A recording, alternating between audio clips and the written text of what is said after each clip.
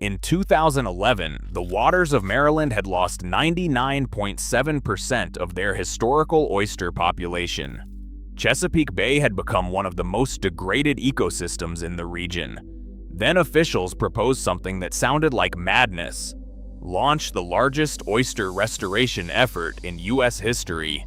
Over more than a decade, more than 7 billion oysters were released into the bay. By the autumn of 2025, biologists recorded a number that's hard to believe. The concentration of young oysters turned out to be nearly 6 times the multi-year average. Diseases that had been destroying oysters for decades dropped to their lowest level in 36 years. So what happened between dead water and this record? The Chesapeake is the largest estuary in the United States. In 1880, fishermen harvested nearly 17 million bushels of oysters a year.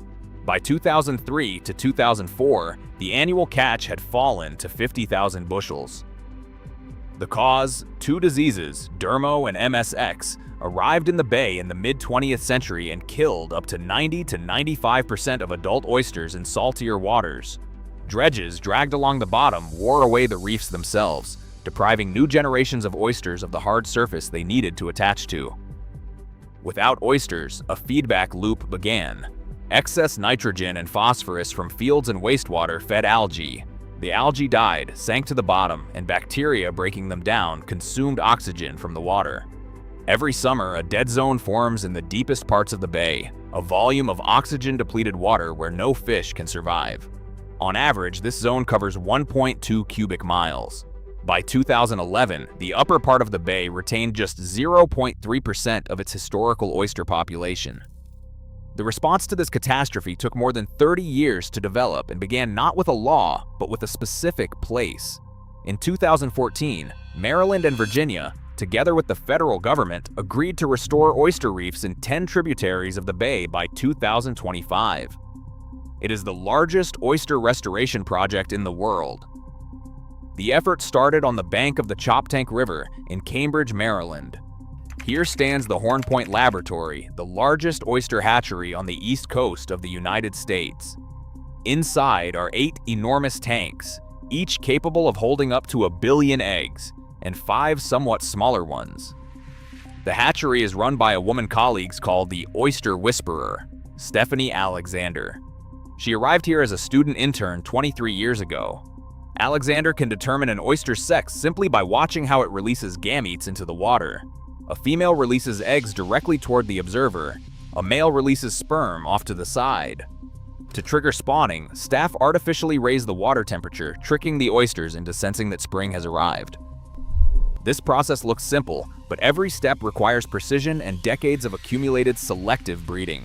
Since the 1950s, when MSX disease first killed most of the oysters in Delaware Bay, scientists discovered that the offspring of survivors proved more resistant to the disease than previous generations.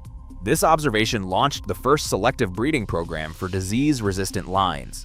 Today, Horn Point works in cooperation with the Virginia Institute of Marine Science and Rutgers University, crossing oyster lines selected specifically for resistance to dermo and MSX before releasing them into the water.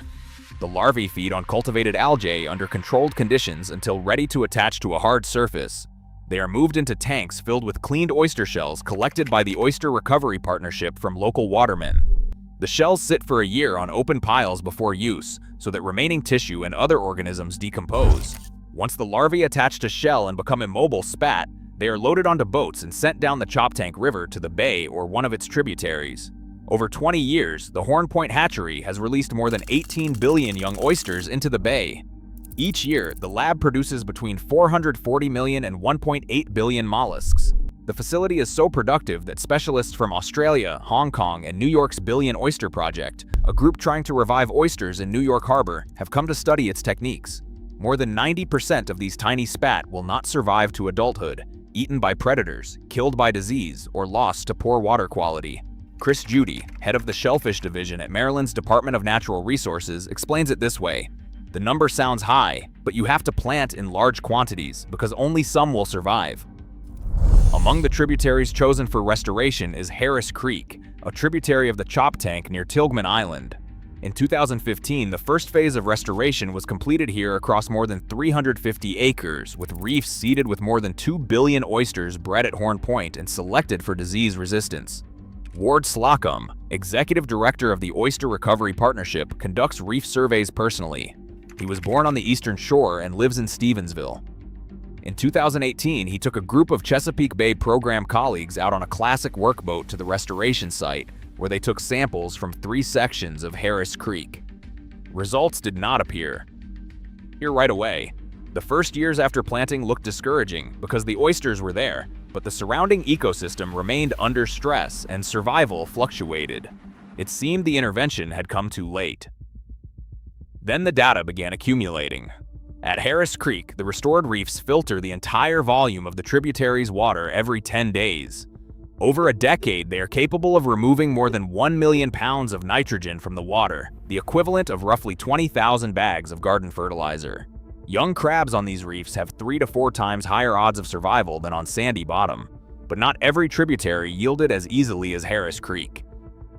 The last of the 5 Maryland tributaries designated for restoration was the Menoken River on the lower eastern shore, and it was here the project ran into its most serious challenge, not a biological one, but a human one.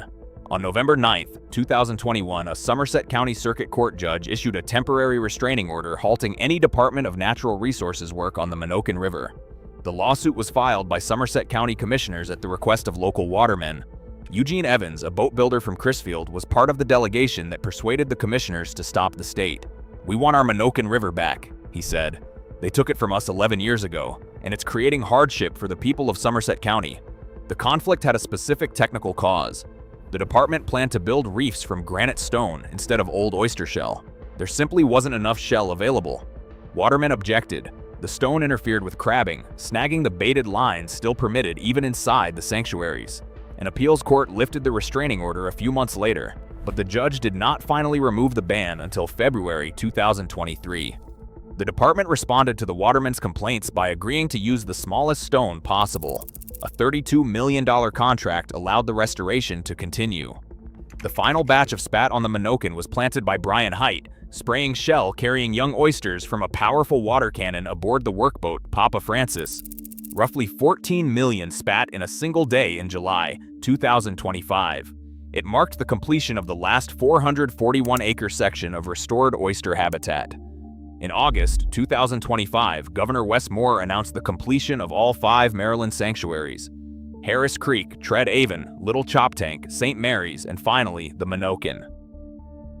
In the autumn of 2025, Maryland's Department of Natural Resources conducted its annual fall oyster survey and got a result nobody had expected. The concentration of new oysters turned out to be nearly 6 times the multi-year average, the second highest result in 41 years of monitoring.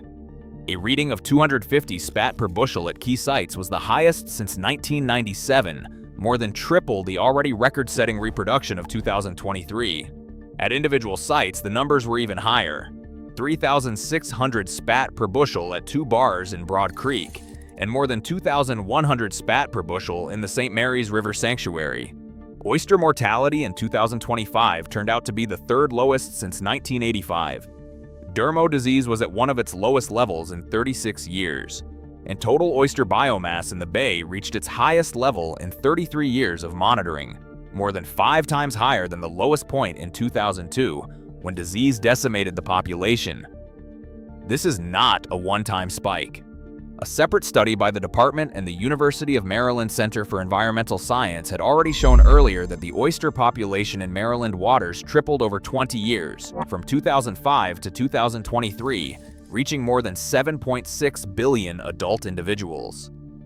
The center's president, Fernando Morales Wilhelm, put it simply: "This continues the trend of the past 20 years and should fuel future population growth." The results of the 2025 survey were officially announced in March 2026. It would seem the story should have ended here, triumphantly. But 3 months before this record data, in December 2025, the Trump administration cut federal funding for the Horn Point Laboratory by nearly half. At issue is an annual NOAA grant of $740,000, from which the lab pays staff salaries. The $340,000 cut takes effect in April and represents 45% of the hatchery's federal support. No explanation was given. Mike Siraki, the lab's director, says nobody explained why. They simply said rewrite the budget to this number.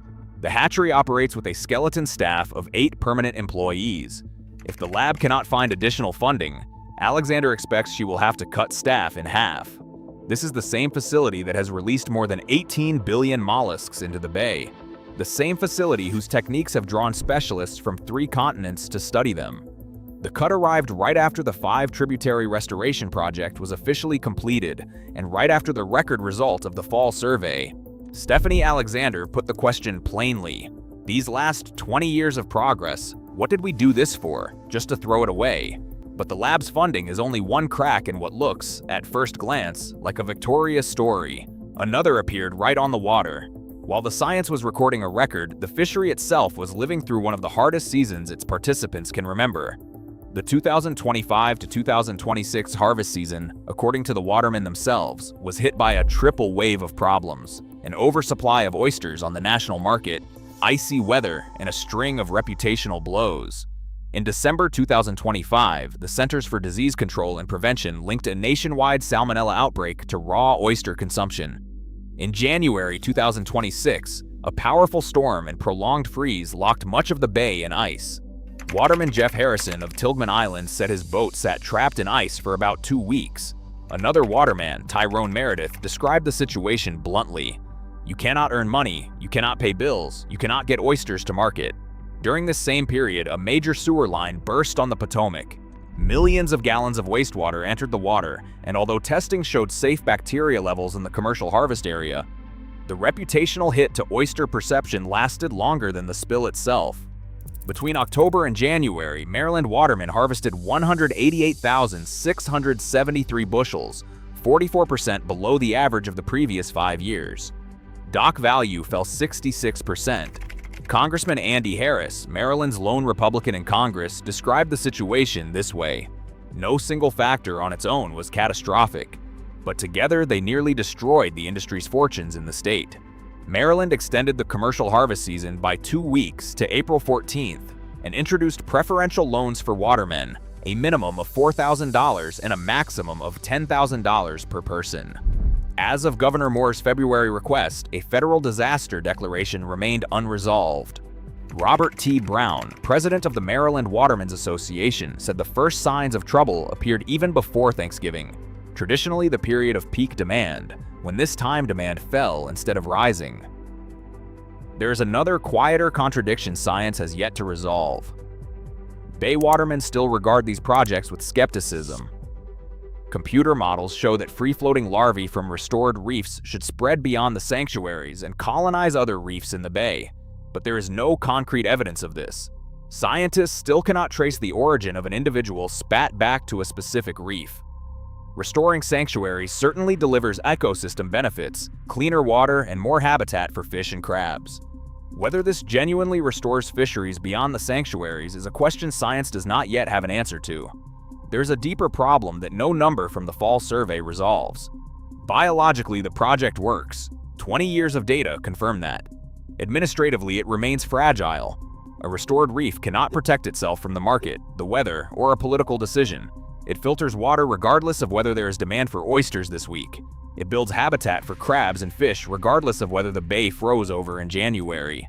But every step that brought the reef to this state, breeding disease-resistant lines, producing 1 billion larvae a year, tens of millions of dollars in contracts to build each individual sanctuary, depended on decisions made by people who can change within a single budget cycle. The same pattern shows up on a smaller scale.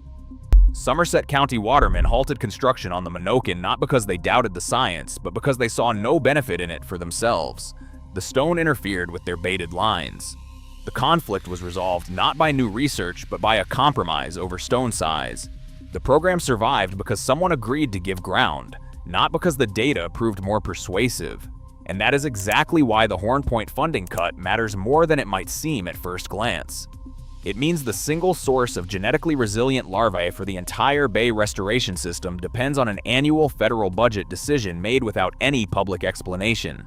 Siraki believes the bay is approaching a point where the population becomes self-sustaining and no longer needs an annual infusion of 1 billion hatchery larvae. If that point genuinely exists and the bay is already close to it, the current cut might prove to be temporary pain before the finish line. If not, and the population still depends on annual intervention just as it did 10 years ago, the cut is landing exactly when the system can least afford to lose support. Nobody, including the scientists at Horn Point themselves, can say for certain which of these two situations the bay is currently in. As of summer 2026, the project defies easy judgment. Maryland's 5 sanctuaries are formally complete, and the 2025 fall survey showed the best numbers in nearly 30 years. Yet the fishery meant to benefit most just endured one of its hardest seasons. Allison Colden of the Chesapeake Bay Foundation backed the governor's request for federal aid, arguing watermen on the water mean more eyes and more people who care.